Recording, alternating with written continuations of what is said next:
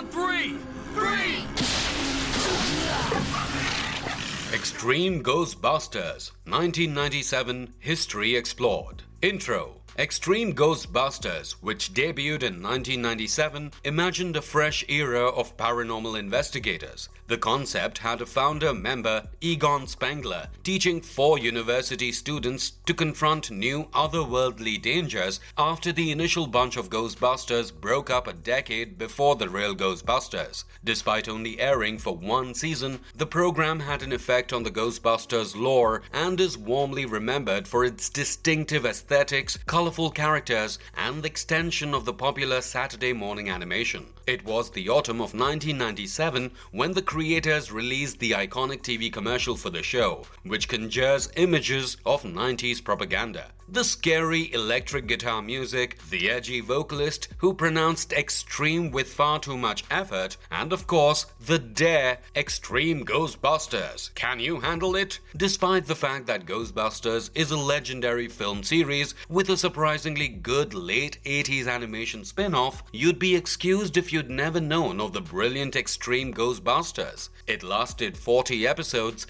and positioned itself from the outset as a darker canon in which 4 main Ghostbusters, who were from the 1980s, were substituted with 4 student outcasts, giving legitimacy to an occult course and the type of weirdos who would take it on. Before we go into our explanation, we have a very small request. If you like our content, please support us by subscribing to our channel. This is a small click for you, but for us, it means a lot. Thank you. Let's begin. Snag his arms! What the cartoon television series is all about. Extreme Ghostbusters certainly lived true to its moniker. It only takes one look at its extremely diverse team roster to realize this. The XGB is composed of people that were not often presented as heroes in the cartoons, and still aren't, to be honest. Also, because numerous members of the writing team had worked on its predecessor, they were all informed of how it was both purposefully and accidentally disturbing. That's why the horror components of XGB were turned far up, which made it considerably darker than even the real Ghostbusters were in their prime. When we weren't expecting it, Extreme Ghostbusters had the guts to tackle the weighty subject matter and bigger societal concerns. It welcomed us inside the minds of its key characters, charting their personal issues, which were generally entwined with the Ghost of the Week stories. To call Extreme Ghostbusters a serialized plot is a stretch, although there was a vague sense of long-term continuity being dealt with, which frequently came in the form of harking back to the real Ghostbusters. XGB was frequently insightful in a manner that its mother series couldn't be because of this layer added to its storyline. RGB's cheerful cheese was replaced with melancholy decay merely because the milieu of kids' TV at the time permitted it. Cartoons for kids would speak to all generations and even be for adults without being rated R, thanks to the shows like Batman the Animated Series, which ran alongside real Ghostbusters and also Extreme Ghostbusters. The writing group, led by Jeff Kline, Richard Reynes, and Dan Aykroyd, would use the franchise's pre-millennial moodiness to lead it into more dramatic terrain. Adelaide Productions created Extreme Ghostbusters, the same animation studio that brought to us other cartoon TV versions of movie blockbusters in the mid-90s, such as Men in Black, Jumanji, and Starship Troopers. So why haven't you heard of the underrated Extreme Ghostbusters earlier? Or if you have, why haven't you seen or read much about it since? We are confident that the causes described above played a part in its absence. It was unfortunate enough that XGB was intended for an older demographic. It didn't help that it got lost in distribution and the broadcasts at crazy hours in the morning. Sometimes we stumble upon an old film or TV show that makes us ashamedly question, how could we not have known about this before? This time it pertains to this syndicated animated series that ran for a single season season in 1997. Except at this time, Venkman, Messrs, Stantz and Zedmore aren't there to kick Fantomas, recently retired from the lifestyle after employment dried up due to the fact that there were no more ghosts to bust, as they were too great at their jobs. Dr. Egon Spengler remained behind to reside in the firehouse, supervise the confinement unit, keep a watch on Slimer, and teach paranormal lectures at a nearby college. When otherworldly dangers resurface in New York City, Egon Spengler enlists his 4 students to act as a fresh batch of Ghostbusters. This implies that Extreme Ghostbusters is a spin-off of the real Ghostbusters and is actually Ghostbusters: The Next Generation. The only recurring cast members are Slimer, Spengler, and Janine Melnitz as the secretary, who alleviate the transition to a brand new crew. An emo girl with a paranormal obsession, a white jock who happens to use a wheelchair, a snarky Latino who has a thing for the goth girl, and a black geek who turns into the team's mechanics expert. The adventures they go on together are in the spirit of the films and the real Ghostbusters, but also with a grittier edge. The Ray Parker Jr. soundtrack, for example, is given a rock and punk makeover. The animation is darker and the plots are a little heavier.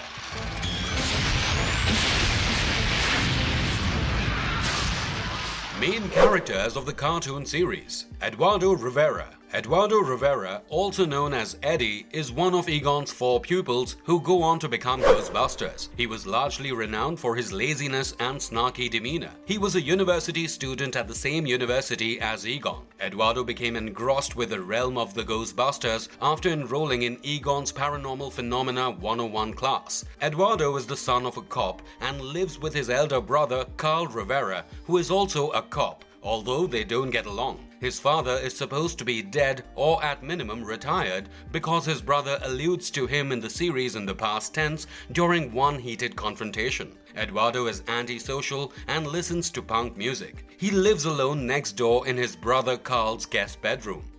Kylie Griffin. Kylie is an occult specialist with an extensive understanding of the paranormal. She utilizes a special proton gun and wears the ghost strap on her back, unlike the other Ghostbusters. Kylie is revealed to be extremely brilliant and to have a keen interest in the supernatural. She enrolled in Egon's Paranormal 101 class because she wanted to understand more about it. She is proven to be an occult specialist with an advanced understanding of paranormal phenomena such as, but not limited to, spirit kinds, witchcraft, and seances. She has a strong bond with her late great-grandmother named Rose and communicates with her through diary entries on occasion. Kylie has a no-nonsense approach to her Ghostbusters job and is regarded as having tremendous respect for the spirits and monsters that the squad is up against. Garrett Miller. Garrett Miller was the group's sports fanatic with exceptional athletic ability. He was born with a disability and was confined to a wheelchair. Garrett was born in the year 1979. He had been handicapped since birth. He enjoys dangerous sports for the burst of energy they give him and is studying physical therapy. Garrett fell madly in love with Persephinatheus, who is one of the sub-dwellers that dwelt under New York City during the Lightning and Energy Demon case. They split up after it was revealed that Persephinatheus' father had become ill while incarcerated. Garrett is a young 18-year-old boy and has a boisterous, confrontational demeanor. He adores extreme sports and does not allow his impairment to prevent him from engaging in activities like base jumping and skydiving. Roland Jackson. He is the Extreme Ghostbusters do-it-yourself guy. He is very practical and is usually working on something. He cares deeply about the group and also the Ghostbusters' reputation, but his opinions are generally few and far between. When the occasion calls for it, he typically knows what to do. He has also become Egon's best pupil on the team in many aspects since he works closely with Egon on several initiatives. Roland was intrigued as a youngster by Ecto-1 when he was at a motor show, as well as some ghost-busting apparatus that they took along to an auto show. Egon Spengler. Dr. Egon Spengler. a member of the original team of Ghostbusters, was renowned as the outfit's brains. He appears in the real Ghostbusters, Slimer, and also Extreme Ghostbusters, as well as all 3 animated series. He wore a blue outfit with pink accent most of the time. Due to low color palettes, he wore a green or cyan suit in comics and promotional products, and a totally blue costume in some Extreme Ghostbusters episodes. Egon is the Ghostbusters' brains. He is the most reclusive of all the 4 Ghostbusters, focusing on his experiments. On occasion, he has caused some problems. In most cases, he is just interested in the logic of it. Janine Melnitz. While nothing is known about her background, her voice implies she is from Brooklyn. She considered her role as Ghostbusters secretary as just a job from the start. She is also well known for her affection for Egon Spengler. In many ways, this is what pulled her back in the year 1997 to work with a new team. Janine was in charge of keeping the firehouse running smoothly, including paying the bills and picking up the phone. Janine maintained her own social life despite being confined to her desk all day and night waiting for calls. She spent quite a lot of late night time with Slimer, eating snacks and engaging in various activities. Janine also appeared to wish to be a Ghostbuster, as evidenced by her confrontation with the Sandman that eventually resulted in his defeat. Slimer.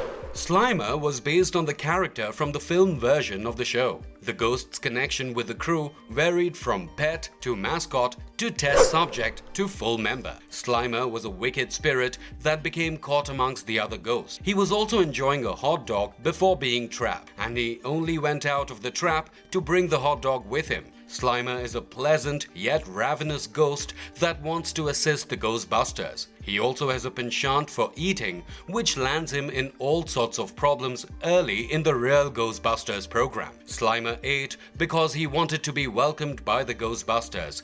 Egon reasoned at the time.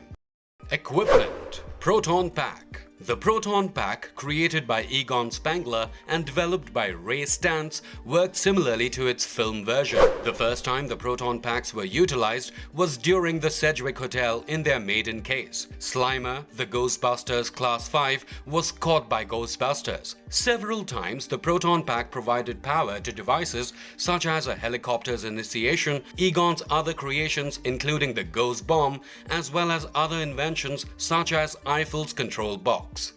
Particle Thrower. The particle thrower seems to be the weapon that is linked to the proton pack through a hose. The particle thrower is often used to shoot proton streams towards ghosts in order to imprison them if required. They operate on positive energy. Proton blasters may also be used to destroy demons if they cannot be imprisoned, although they must be at full strength to destroy or capture powerful spirits and demons. Proton Canister. A proton canister is a proton capsule used to power the Extreme Ghostbusters proton gun. It contains superheated, highly compressed ionized hydrogen gas, which is transformed into power for the proton pack. Proton Pistol. The proton pistol was a miniature variant of the proton pack, complete with a proton gun. It was significantly weaker and couldn't support certain larger or perhaps more powerful ghosts on its own. Kylie Griffin virtually always used it, including the Ghost Trap. As previously stated, Kylie possesses the proton pistol as well as the Ghost Trap, which may be the purpose for which the proton pistol was created. PKE meter. The PKE meter worked just as it did in the film, and it was constantly utilized to search down spirits, demons, and strange phenomena. One negative side effect was that it could detonate if subjected to a large supernatural occurrence. The PKE meter in Ghosts Are Us can identify how intellectual a ghost is. To keep track of the spirits in the containment unit, a specially calibrated meter is always on standby. Ghost Vacuum. Dr. Egon Spengler designed the Ghost Vacuum, also known as the Portable Containment Unit, as a ghost-busting device. It is similar to a weapon Egon created years ago dubbed a Skeptech, which is essentially a proton pack and a ghost trap in one. Field Projector. During the extreme Ghostbusters inception, Egon developed a next-generation paranormal removal machine known as the Field Projector. It has two extendable ecto radars and flashlights for detection, potentially eliminating the requirement for a PKE meter. A dual-firing proton gun is the projector's offensive weapon. It has almost doubled the nuclear capability of the proton pistol. Liquid Oxygen Dispenser Unit. It is a gadget that administers liquid oxygen at both sub-zero and normal temperatures. Roland created the apparatus on the fly to cope with Shanbahak plant creations. Uniform. Roland and Garrett are the only members of Extreme Ghostbusters that wear normal uniforms. While Eduardo wears conventional clothing, Kylie wears a custom-designed outfit to accommodate her petite build and to suit her job as the team's main trapper. Ray Stantz had also clearly lost weight since he took on one of Egon's previous outfits. Trap. The trap, also known as the ghost trap or ecto trap, had the same purpose as in the film, temporarily storing spirits until they could be placed in the containment unit. However, the limits and other roles of a trap were further clarified. Containment unit. Ray claims that the containment unit requires 220-volt 10 megawatts in order to function. The Extreme Ghostbusters refer to it as the containment tank. A battery backup system was installed so that the machine would not detonate if the power was cut. It was set to turn on exactly 3 seconds after a power outage. Spengler's Spirit Guide. This book was apparently based on Tobin's Spirit Guide and catalogued the ghosts Egon saw throughout his time as a Ghostbuster. The Spirit Guide by Spengler is also available on CD-ROM. The Demon browser also allows user to view a database of entities. It was presented at version 2.1 in 1997. Ecto-1 was their primary vehicle. The Ecto-Fire truck was transformed into a massive proton cannon. Ecto-Garbage truck was actually a mobile ghost trap.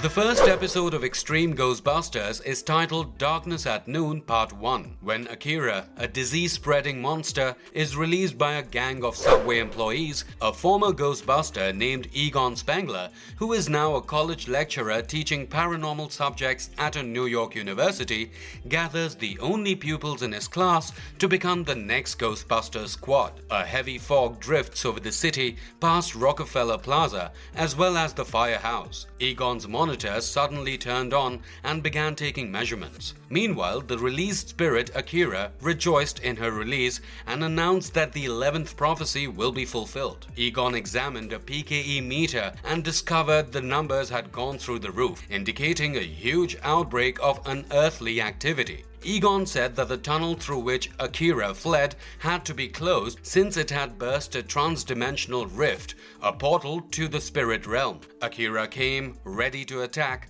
but Kylie found it difficult to maintain control. Akira reached out and caressed Egon's face. Strange boils coated Egon's face. They were the outcome of a cross-dimensional dermal transmogrification, according to Egon. Egon told everyone to stay inside and begged Janine to give him the ghost beacon so that he could trick Akira into falling into a trap. Slimer sifted through a mound of trash and extracted something. On the front entrance, he hung an open for business sign. Akira strolled throughout the city before switching to Kylie. She gave a mischievous grin.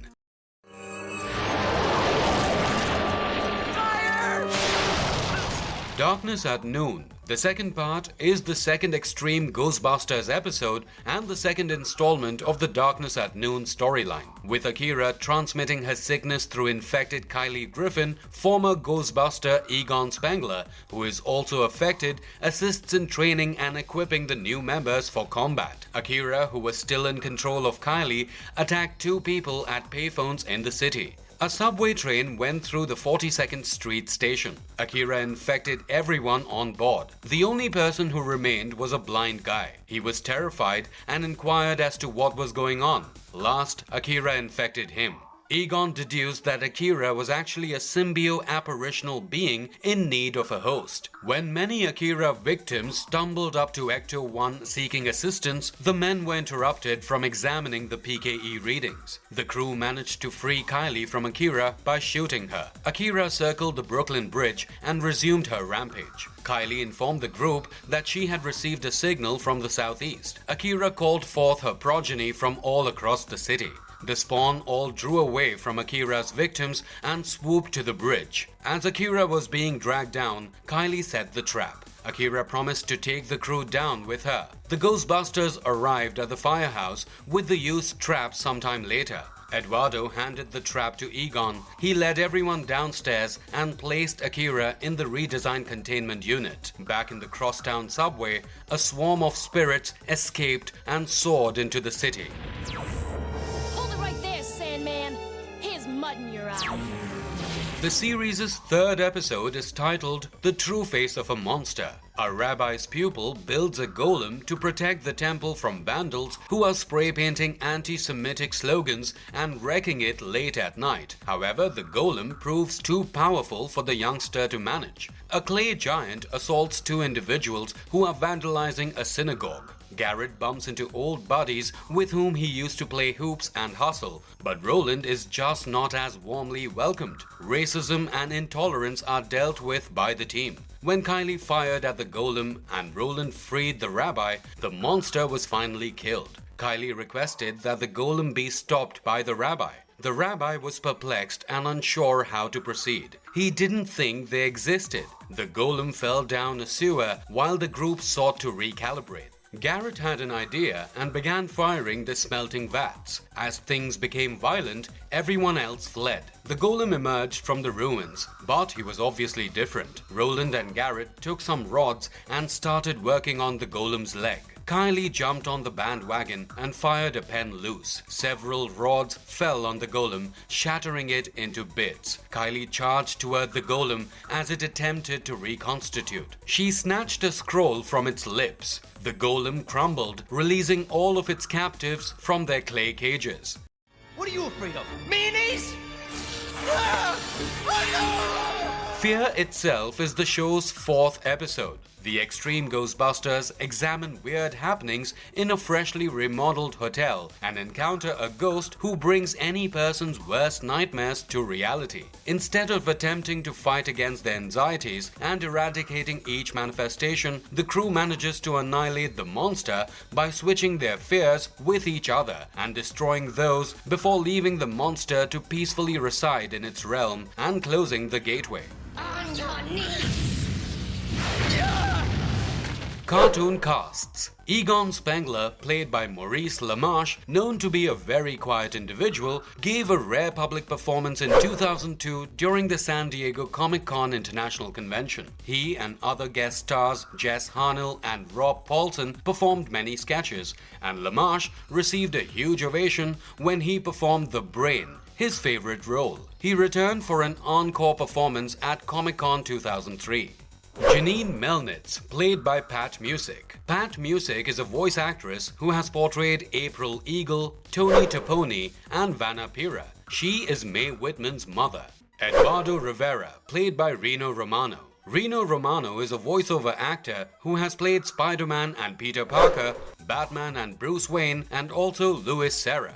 Roland Jackson, played by Alfonso Ribeiro. When Alfonso Ribeiro was a youngster, he appeared in the theatrical The Tap Dance Kid. In a commercial, he played a youngster who accidentally damaged an old man's windows with his ball. He co-starred alongside former young star Ricky Schroeder in the series Silver Spoons as one of the major characters. Garrett Miller, played by Jason Marsden. Jason Marsden is a voice actor probably most famous for portraying Bart Allen or Impulse in the Young Justice series. In cartoon All Stars to the Rescue, he also played Michael. Kylie Griffin, played by Tara Strong. In Extreme Ghostbusters, Tara Strong plays Kylie Griffin. She provided voices for a variety of cartoon characters. Tara Charendorf, her birth name, was used for her film career prior to her wedding to Craig Strong on 14th May in the year 2000. In Extreme Ghostbusters, she was using this name. Slimer, played by Billy West. Slimer from Extreme Ghostbusters was voiced by Billy West. He voiced the latter part of the Ren and Stimpy show's titular characters, Roger Klotz from Doug, the main protagonist from Project Geeker, and currently Professor Farnsworth, Philip J. Fry, Dr. Zoidberg, and Zap Brannigan from Futurama. In comics, the Extreme Ghostbusters live in Dimension 68E, which is distinct from Dimension 68R. The real Ghostbusters parted ways and went off on their own after an odd lull of supernatural activity, keeping only Egon Spengler to look after the containment unit. After returning to academia for numerous years, Egon was teaching a few students about supernatural research when ghosts made a significant comeback in New York. Egon enlisted the help of his students Kylie Griffin, Eduardo Rivera, Roland Jackson, and Garrett Miller to become the new Ghostbusters. And because they were his sole pupils, they were the only ones who were even somewhat equipped to fill the role of the previous squad. The Extreme Ghostbusters confronted and conquered numerous various dangerous challenges under Egon and Janine's leadership, but he doesn't grant additional credit for protecting the planet. One night, Gash visited the Bronx Zoo. The Extreme Ghostbusters responded to deal with him when he emerged inside the Congo Gorilla Forest installation in the zoo's southwest corner. Garrett Miller ignored the others and went for Gash alone. The solitary proton stream was blocked by Gash. Something scared him and he flew away. Proteus soon entered their reality in the quest for the real Ghostbusters. The members of the Extreme Ghostbusters attacked him, but he was unaffected. He drew Garrett Miller's solitary stream and studied him carefully. Proteus realized he hadn't located his prey. He transported back towards the Eyrie to devise a fresh strategy. The Extreme Ghostbusters as well as the Prime Ghostbusters subsequently crossed paths while the latter was researching the universe with the Interspatial Teleportation Unit. Egon Spengler of the Primary Dimension developed hay fever, due to which he sneezed while opening a gateway to Dimension 68R and instead opened a gateway that was a few points off the required vibrational frequency. He ran across Egon Spengler of the 68E universe and his Extreme Ghostbusters unit. As a consequence, they resolved to work together on a study regarding the concept of pure chance. The Ghostbusters concluded that 68E was a parallel universe to 68R. Egon 68E shared many, but not all of his 68R counterparts' recollections and experiences. They regarded it as an exciting chance to investigate the possibility of temporal divergence more closely. They also noted Egon 68E looked like Roger Bogg, Janine Melnitz's ex-boyfriend. It was determined that it would be better if they did not introduce the two. Together, the two squads confronted a Class 7. Later, Egon Spengler persuaded them to assist in the capture of Conla's army at Liberty Island. Soon later, the Extreme Ghostbusters featured among the teams that returned to assist in the apprehension of many creatures that had escaped from the containment unit. Back in their own reality, the Extreme Ghostbusters battled with the spirit of Nervous Nellie, who was an animal welfare enthusiast who released Central Park's animals by luring ghosts into inhabiting them for a second life.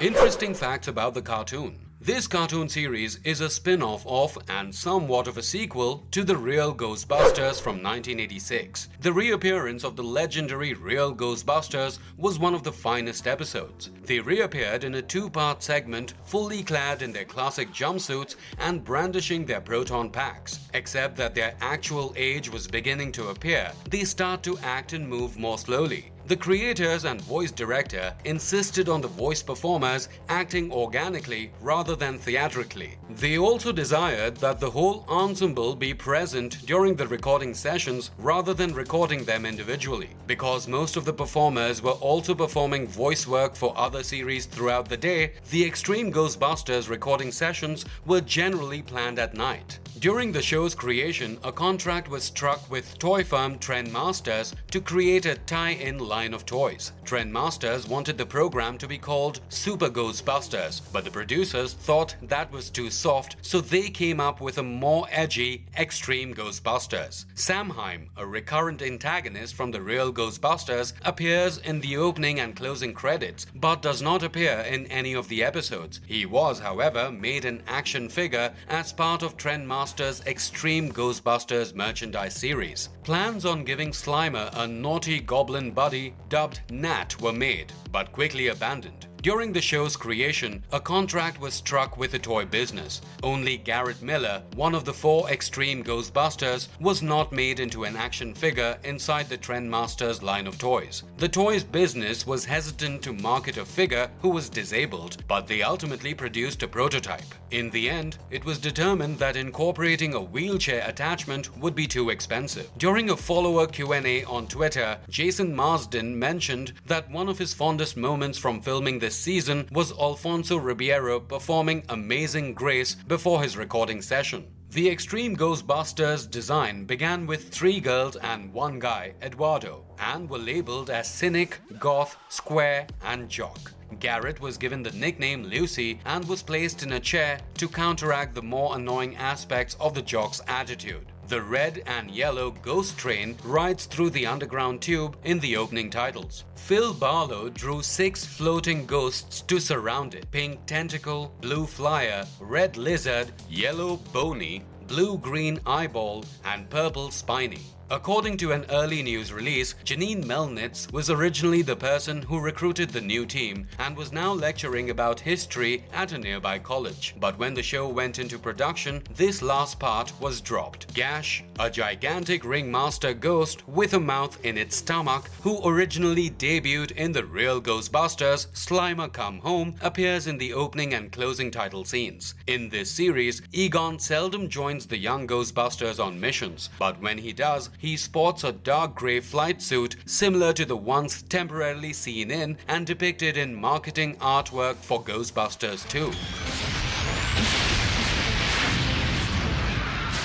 The future of Ghostbusters franchise. This year's Ectofest elevated spirits as a series of new Ghostbusters TV shows and movies were announced to be in the pipeline. Done in honor of Ghostbusters Day, it was a tribute to the franchise's history, a bright future, and all the fans that adore the series. Many worried about what the future will hold for the Ghostbusters series after Jason Reitman's father, the legendary Ivan Reitman, died in 2022. The passing of Ivan Reitman, one of many beloved personalities responsible for the film's long-lasting impact, had spectators wondering if the series will be the same or even survive without him. Despite being a box office triumph, Ghostbusters Afterlife did not receive a sequel. However, a strange post-credit sequence at the conclusion of Jason Reitman's last film revealed that another project was in the making. Despite Reitman suggesting and even discussing ideas for yet another Ghostbusters film, a mysterious video shot in front of the famous Ecto-1 with Reitman wearing a Ghostbusters 2 shirt says it all. Although the Ghostbusters are no strangers to cartoons, Sony has confirmed an animated feature is in the works, which is the first for the franchise. It was announced during Ectofest and is one of Sony's few Ghostbusters animation projects after Extreme Ghostbusters finished in 1997. Furthermore, it looks to be among Ghost Corps' most enigmatic and complex undertakings and will be available on Netflix. Even with the real Ghostbusters having been a Saturday morning mainstay for many years and Extreme Ghostbusters serving as the final series, it was unclear whether Ghost Corps would resurface with another cartoon series. However, a statement via Variety announced that another Ghostbusters-inspired animation was in the works and will be released on Netflix. This is the greatest news for Ghostbusters Day, with the real Ghostbusters regarded as one of the franchise's most adored pillars, just shy of the previously stated sequel, and even this will be available on Netflix.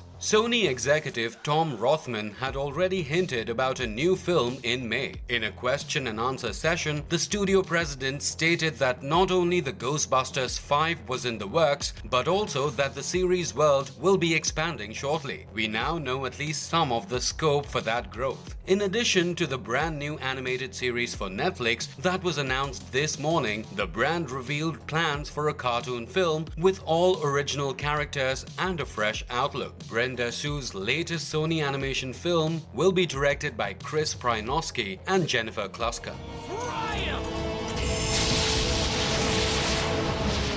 Conclusion. The Ghostbusters spirit appears to be alive and well, producing more commotion than a Class 5 free-flowing mist. After Ghostbusters Afterlife, Jason Reitman will have plenty of tales to share and experiences to have as he continues his father's legacy.